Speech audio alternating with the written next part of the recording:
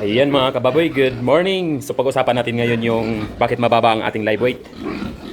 So ito ay panlabas na. Last week naglabas tayo diyan, halos panukod lang ang ating muntik na malugi. So panlabas na yan. Yung ating mga alaga. Pagkatapos lang kumain. Ayan, ito mga tulog na tulog oh. Halos next week panlabas na rin to. So ayan mga kababoy. So, ang ating topic ngayon ay bakit mababa ang ating live weight. So, maraming dahilan. Una-una, yung importation dito sa ating bansa dahil tumaas po yung importation dahil pinababa po ng ating government yung taripa. So, dating 40% ginawa ng 20%. So, ang import ng karne ng baboy ay talagang marami. So, nagkalat.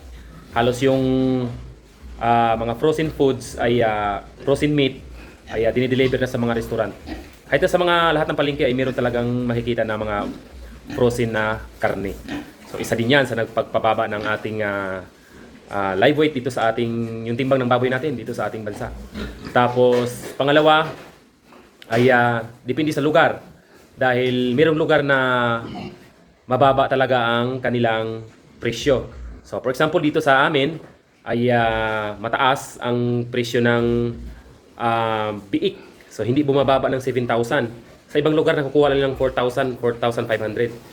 So ibig sabihin nun, ang live weight din doon sa kanilang lugar ay mababa din. So nagbabase din yan sa sa presyuhan. So dito sa amin, 7,000 mataas din ang presyo ng biik. Ay ganun din, mataas din naman ang presyo ng karne.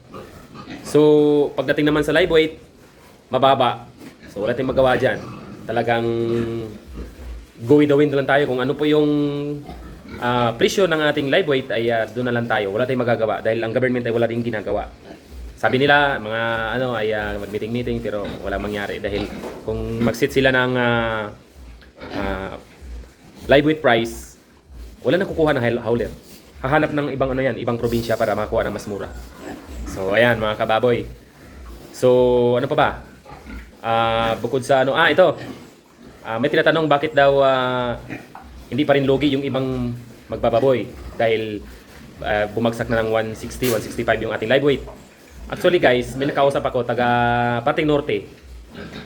So, dahil daw may kita pa rin sila kahit ganun ang presyo ng kanilang live weight ay dahil mura po ang biik. Ang biik ay nabibili lang po nila ng 4,000.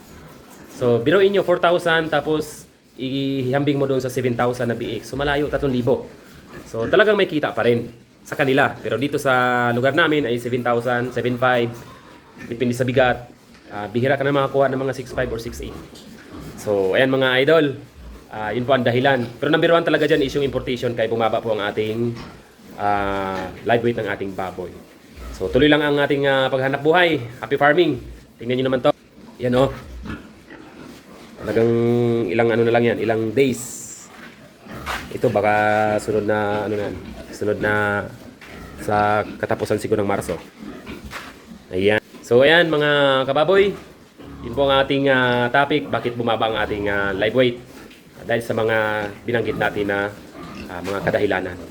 Ayan, thank you for watching. See you sa sunod natin na video.